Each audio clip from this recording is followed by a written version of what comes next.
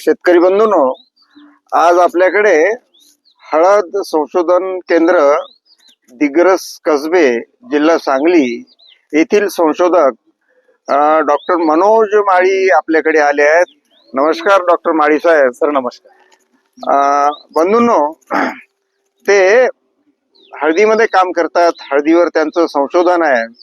हळदीच्या वेगवेगळ्या variety develop करणं आणि त्या व्हेरायटी पासून जास्त उत्पन्न कसं येईल हे शेतकऱ्यापर्यंत पोहोचवणं असं त्यांचं काम आहे.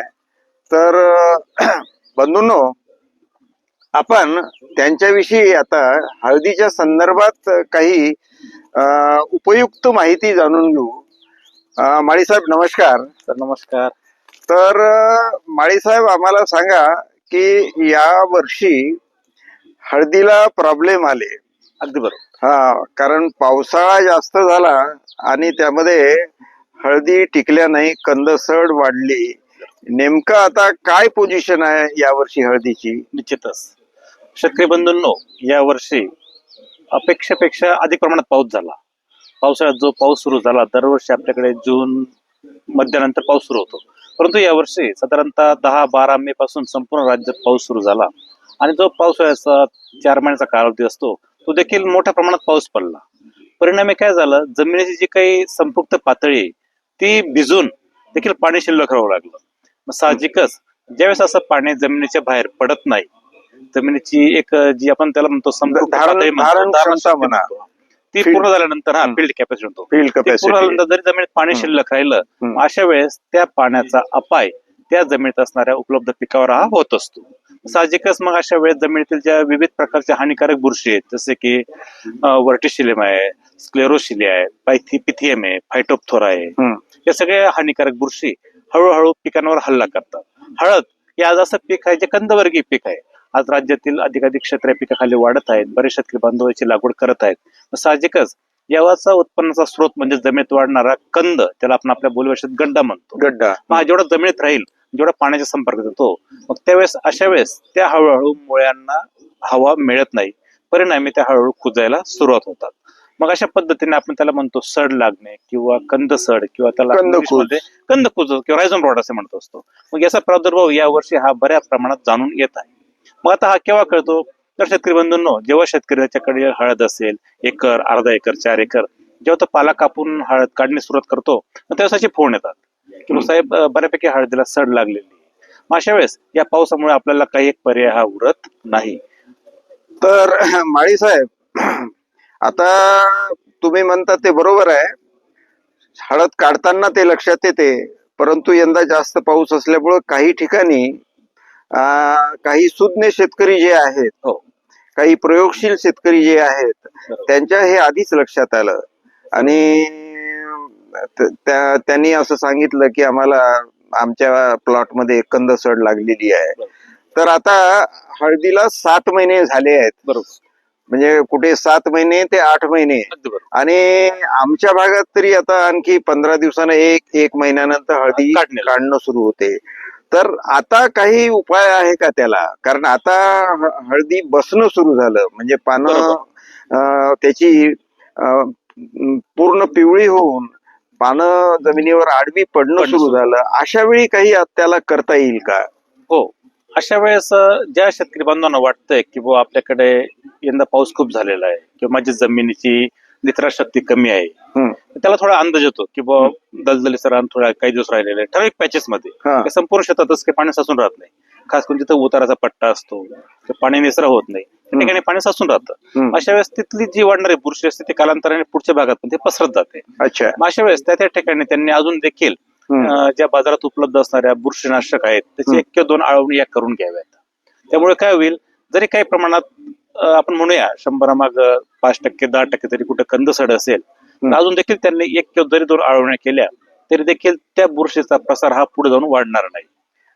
हा एक पर्याय. दुसरा हा ती बुरशी जागेवर थांबविणे, किंवा ज्या पिकाला अगदी अल्प प्रमाणात प्रादुर्भाव सुरू झाला असेल असं म्हणूया आपण, तिथं त्या ठिकाणी आपण मग जीवाणूमध्ये जे बुरशीनाशक आहे आपण त्याला बायोमिक्स म्हणतो, त्याची आळवणी करावी, जेणेकरून पिकामध्ये काटकपणा वाढेल आणि हा वाढलेला काटकपणा त्या बुरशीला दाद देणार नाही.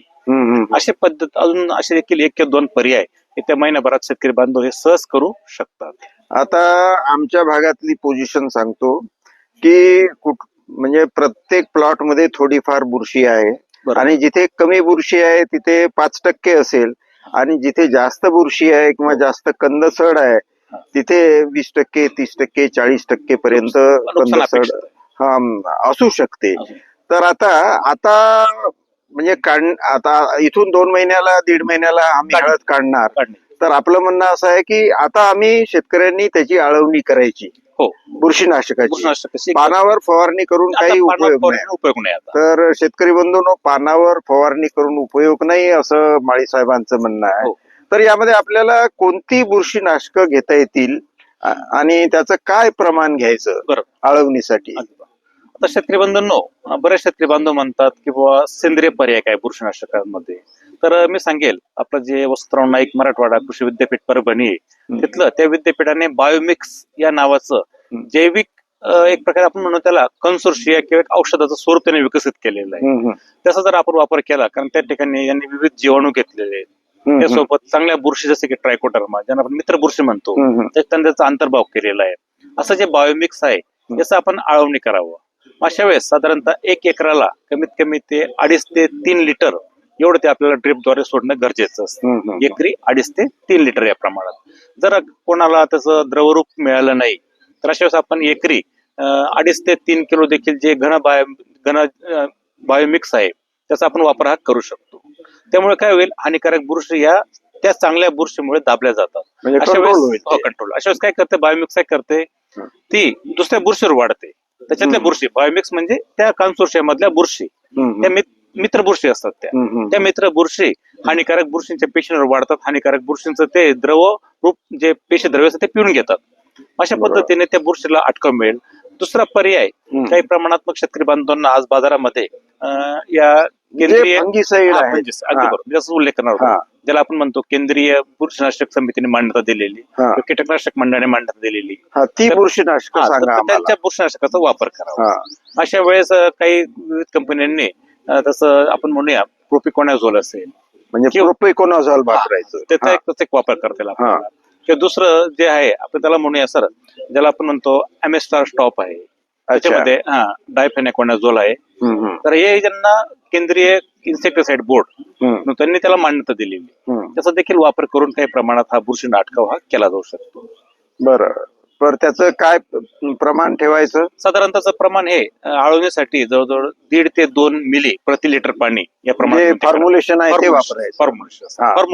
फॉर्म्युलेशन म्हणजे बाजारात मिळतात ते फॉर्म्युलेशन प्रोपिकोनाझोलचे किंवा आणखी दुसरे जे या टाईपचे आहेत ते 1 लिटर पाण्यात 2 मिली असे घ्यायचे त्या द्रावणाची, आणि त्या द्रावणाची जमिनीमध्ये म्हणजे हळदीच्या खोडाजवळ जिरवणी करायची. त्यानं कंद वाढ असते, त्यामुळे आता ती कंदसड तिथेच रोखल्या जाईल. आणि आता हे या वर्षीसाठी झालं की आता आपण बाकी काही नाही करू शकत. एक जैविक किंवा रासायनिक तुम्ही सांगितलं तशी आळवणी करावं लागेल. परंतु आता आम्हाला सांगा की आता आमच्या प्लॉट मध्ये बुरशी लागली आहे आणि आम्हाला आता पुढच्या वर्षीसाठी बेनर जे घ्यायचं आहे त्यासाठी आम्ही काय खबरदारी घ्यायची? निश्चितच शेतकरी बंधूंनो, आता सरांनी खूपच छान प्रश्न विचारला. जरी आपण यावर्षी कमी अधिक आपल्याला यश मिळालं असेल किंवा एक 5-10% जरी अपयश आलं असेल तरी देखील आपल्याला चांगलं बेनर निवड करणे फार फार महत्वाचं आहे. पुढील हंगाम आता जो 4 महिन्यांनी येतोय लागवडीचा, त्यासाठी आताच आपल्याला आपल्या शेतामध्ये आपण पाहणी करायची, कुठल्या टप्प्यातली किंवा कुठल्या पट्ट्यातली हळदी चांगली, वाढ चांगली होती, त्या ठिकाणी आपल्याला कुठल्या प्रकारचा रोग आढळून आलेला नाही. मग असा बेल्ट म्हणूया आपण बोली भाषेत, तसा त्यांनी तो पट्टा तो हेरायचा. तसं जे काही बियाणं निघेल त्याची मात्र चाचपणी करायची. त्याला काढल्यानंतर कुठल्याही प्रकारचं आपण त्याला असं चारी बाजूने बघितलं तर कुठे त्याला इजा नसावी किंवा थोडी बुरशीचा त्याचा प्रादुर्भाव झालेला हा नसावा. तर असं पूर्ण निरोगी बुरशी मुक्त किंवा इजा मुक्त बियाणं हे लागवड आपण साठीत ठेवायचं. मग ठेवताना काय करायचं, एक काळजी घ्यायची. जर आपण मातृकंद घेणार असाल तर त्याचा ढीग वेगळा करायचा, किंवा आपण जर शेंग घेणार असाल, आपण त्याला हळकुंड म्हणतो, फिंगर्स म्हणतो, ते घेणार त्याचा ढीग वेगळा करायचा. त्यात मात्र पूर्ण बघायचं कुठलंही बियाणं हे रोगग्रस्त किंवा कीडग्रस्त थोडक्यात प्रादुर्भावित ते नसावं. तसं वेगळं ढीक करायचं, ते चांगलं साठवावं. मी तर म्हणेल एखाद दुसरे 100 5 किंवा 6 शेंग किंवा 5 किंवा 6 कंद हे कापून बघावेत. कंद असेल तर उभे कापून बघावेत. आत पूर्ण ते निरोगी पाहिजे. त्या ठिकाणी कुठेही असं आळीने खाल्लेला भागा नसावा किंवा शेंग देखील मोडून बघावी. आत कुठेही त्याला छिद्र पडलेलं नसावं. हळकुंडावरून जरी खूप निरोगी दिसत असलं, टवटवीत दिसत असलं तरी देखील ते असं रॅन्डम मोडून बघावं. त्याच्यातून आपल्याला कळतं की आत कंदमाशीचा प्रादुर्भाव झालेला आहे की नाही किंवा बुरशी लागली की नाही. तर अशा पद्धतीने ते बियाणं व्यवस्थित ते साठवावं. त्याला पाल्याने चांगलं झाकून ठेवावं आणि साधारणतः 20 दिवस त्याला पूर्ण झाकून ठेवावं. 20 ते 30 दिवसामध्ये त्याची डॉर्मन्सी, त्याला आपण सुप्तावस्था म्हणतो, ती पूर्ण होते आणि त्यानंतर त्या ठिकाणी बारीक बारीक कोंब हे जन्म घ्यायला सुरुवात करतात. जेव्हा आपल्याला कळतं आता 20-25 दिवस झालेले आहेत, त्यानंतर त्याला दिवसातून 2 वेळेस त्याला पाण्याचा शिडकावा द्यायचा. अच्छा. कारण बियाणं हे जिवंत असतं, त्याला देखील हो, बरोबर. 20 दिवस काही 20 करायचं दिवस नाही. काहीच करायचं नाही. 20 20 दिवसामध्ये दिवसानंतर त्याला थोडक्यात पुढच्या पिढीत ते जन्म घेतं, त्याची सुप्तावस्था पूर्ण होते. तर ही महत्वाची माहिती आहे की 20 दिवस ते तसंच ठेवायचं, नंतर त्याचं निरीक्षण करायचं. मग अशा वेळेस 20 दिवसानंतर त्याला दिवसातून 2 वेळेस असं 10 ते 15 दिवस पाणी मारायचं आणि मग त्यानंतर ते बियाणं परत एकदा निवडून घ्यायचं. परत निवडून घ्यायचं. कारण साठवणुकीमध्ये कदाचित एखाद्या प्रादुर्भावितग्रस्त हळकुंडापर्यंत टाकलं जातं, चुकून जाऊ शकतं. तसं परत त्या इनोकुलम, त्याला आपण म्हणतो बुरशीचे बीजाणू असतात, ते परत वाढता कामा नयेत. यासाठी परत निवडावं. असं निरोगी चांगलं मुक्त बियाणं लागवडीसाठी. तर माळी साहेब, हे महत्वाची माहिती दिली तुम्ही आम्हाला, बियाणं कसं साठवायचं, कसं निवडायचं, काय काळजी घ्यायची. तर आता मला सांगा की समजा एखादा गावातला प्लॉट असेल, खूप चांगला प्लॉट असेल, तर तिथलं बेनं घ्यायचं असेल तर काय काळजी घ्यावं लागेल? चांगलं बेनं म्हणजे चांगला प्लॉट म्हणजे तिथे सड कमी, तर ते घेता येईल का आम्हाला? अगदी बरोबर. ज्या ठिकाणचा प्लॉट चांगला आहे, आपण त्या 9 महिन्याच्या कालावधीमध्ये कमीत कमी 4 किंवा 5 वेळेस भेट दिलेल्या असतात, तेव्हा आपल्या लक्षात येतं की या पट्ट्यात खरोखरच पानं पिवळी नव्हती, पानं शेवटपर्यंत निरोगी होती किंवा शेतकऱ्यांना चांगल्या उपाययोजना केलेल्या आहेत. आपल्याला जमिनीवरून कळतं किंवा जमिनीमध्ये खूप पाणी साचून राहिलेलं नाही, तर निश्चितपणे असं बियाणं आपण हे घेऊ शकतात.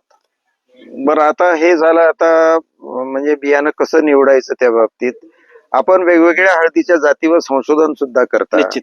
तर आमच्याकडे प्रचलित आता सेलम जात आहे. थोडीफार प्रायोगिक आम्ही आता दुसऱ्या जाती लावल्या आहेत.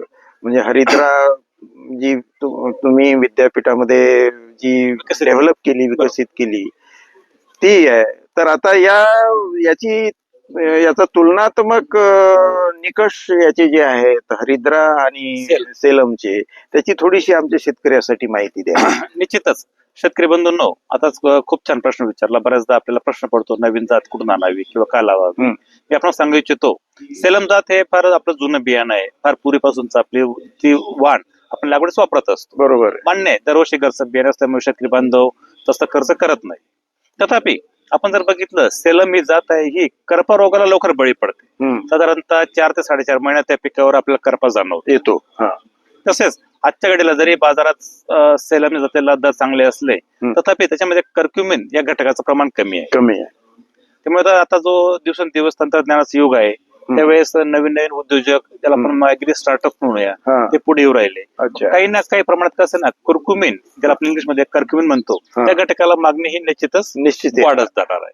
अशा वेळेस आपण चांगला पर्याय म्हणून हळद संशोधन केंद्र, कृषी संशोधन केंद्र कसबे डिग्रस, तालुका मिरज, जिल्हा सांगली येथून आदरणीय डॉक्टर शरद गडाख साहेब यांच्या मार्गदर्शनाने आपण फुले हरिद्रा हा नवीन वाण विकसित केलेला आहे.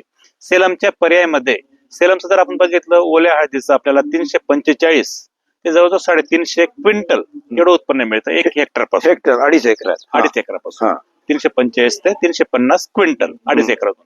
त्याच तुलनेत या वाणाचं आपल्याला जवळजवळ 398 क्विंटल, मी म्हणाल ऑलमोस्ट 400 क्विंटल, म्हणजे 400 क्विंटल, म्हणजे 50 क्विंटल एका हेक्टरला ही जास्त येते हरिद्रा. हा एक तसा पहिला म्हणजे पॉझिटिव्ह बाब आहे, सकारात्मक म्हणजे फायदा आहे. दुसरा, या वाणामध्ये कुर्कुमिन घटकाचं प्रमाण देखील चांगलं आहे, जास्त आहे. आपल्या सांगलीच्या वातावरणात जवळ त्याचं 5.35% एवढे कुर्कुमिन आढळून आलं. तर सेलम मध्ये किती? आपल्या 5.35%. म्हणजे चांगलं कुर्कुमिन. चांगलं. जेवढी जमीन मध्ये सेंद्रिय कर्ब अधिक राहील, तेवढं हे कुर्कुमिनचं प्रमाण हे वाढत जातं. म्हणजे बंधूंनो, आता या दुसऱ्या जातीची जी माहिती सांगितली ती अतिशय उपयुक्त आहे. त्यासोबत याचं मुख्य वैशिष्ट्य म्हणजे याच्यात रिकव्हरी पण चांगली आहे, त्याला आपण हळदीचा उतारा म्हणतो. सेलम मध्ये रिकव्हरी फक्त 18 ते 20%. अच्छा. त्याच्यामध्ये जवळजवळ 23 ते 24% रिकव्हरी. म्हणजे तुम्ही 100 किलो हळद घेतली तर सेलमध्ये तुम्हाला फक्त 18 क्विंटल वाळलेले हळदकुंडे मिळणार आहेत. उलट पक्षी फुले हरिद्रामध्ये 100 किलो ओली हळद घेतली तर तुम्हाला जवळजवळ 24 किलो एवढी ही वाळलेली हळद मिळणार आहे. आणि मुख्य म्हणजे हा फुले हरिद्रावर करपा रोगाचं प्रमाण अत्यंत नगण्य किंवा फार उशिरा जेव्हा हळद काढायला येते त्याच अवस्थेत तो काही अधिक प्रमाणात जाणवतो. अशा 4-5 बाबीच्या दृष्टीने फुले हरिद्रा हा वाण आपल्या सेलम या जातीपेक्षा पूरक आहे, सकस आहे, म्हणजे सरस आहे. म्हणजे हा फुले हरिद्रा ही जात आजच्या तारखेमध्ये तुमच्या दृष्टीनं किंवा विद्यापीठाच्या दृष्टीनं सरस आहे. हो. कंदसडीच्या बाबतीत आता या दोन जातीच्या तुलनेत काय निरीक्षण आहे आपलं? नाही, कंदसडीचं देखील प्रमाण याला थोडं नगण्य आहे. नगण्य आहे. खूपच प्रमाणात पाऊस झाला, शेतकरी बांधवांनी काही उपाययोजना नाही केल्या तर काही प्रमाणात तो किंचित आढळून येतो. तर तरी नगण्य प्रमाण बऱ्यापैकी प्रतिकार आहे. तर एकंदरीत म्हणजे तुमच्या म्हणजे सांगण्यावरून असं आहे की फुले हरिद्रा जात ही शेतकऱ्यांनी घेतली पाहिजे. अगदी. तर माळी साहेब, तुम्ही अत्यंत महत्वाची माहिती दिली आमच्या शेतकऱ्यासाठी, ती अतिशय उपयुक्त आहे. आपण आमच्या YouTube चॅनलला आला त्यासाठी मी शेतकऱ्याच्या वतीनं आपल्याला धन्यवाद देतो. नमस्कार. नमस्कार.